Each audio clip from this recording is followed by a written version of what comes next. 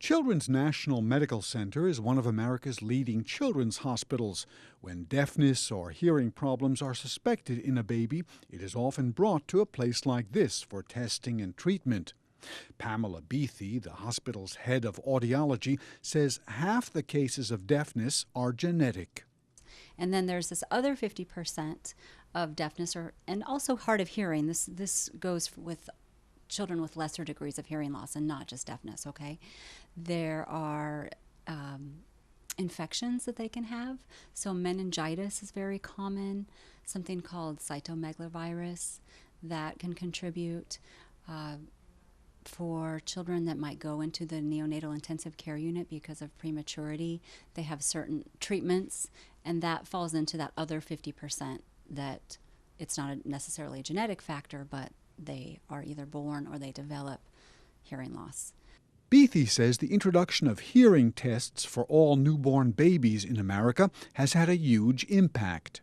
It started in the late 90s, and then for the first few years in 2000, there was a whole galvanized movement where every state, or almost every state, began these what are called universal newborn hearing screening programs. The reason for it is that hearing loss is the most common birth defect.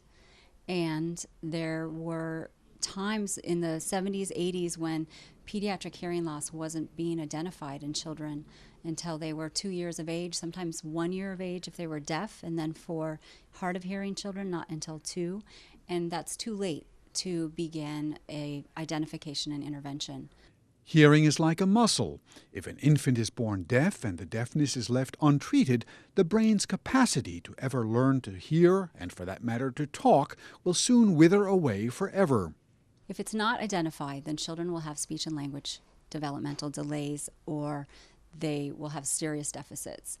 And then that will affect their educational development. It will affect their cognitive abilities, as well as their psychosocial, emotional bonding with their peers, with the rest of their family, because they cannot communicate.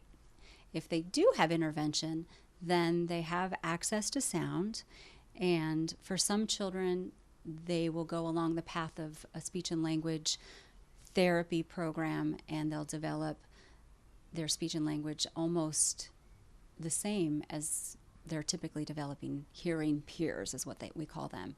4-year-old Micah was born with partial hearing loss as well as a mild case of Down syndrome. Micah is lucky. Her hearing loss was detected early, and her mother brings her here regularly for testing and treatment. She's a happy and inquisitive child, but the audiologists and her mother must keep her amused with toys or she refuses to cooperate.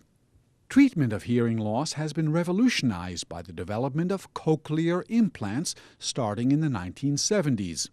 They give deaf people not quite normal hearing, but something approximating it. So a cochlear implant device is what we use when children and families have selected the pathway of spoken language ability development, okay?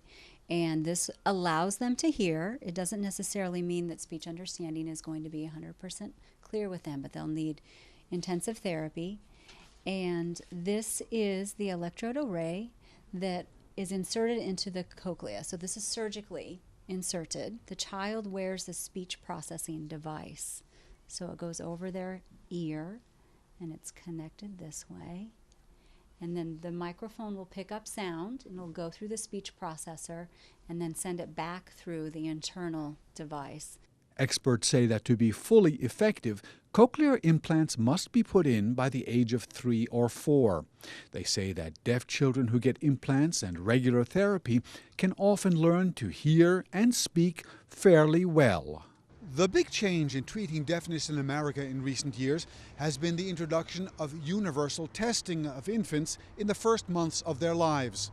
Experts say that early detection and treatment offers the best chance of allowing deaf children to achieve near normal hearing and speaking. For Saudi Good Morning, this is Burton Bolak in Washington.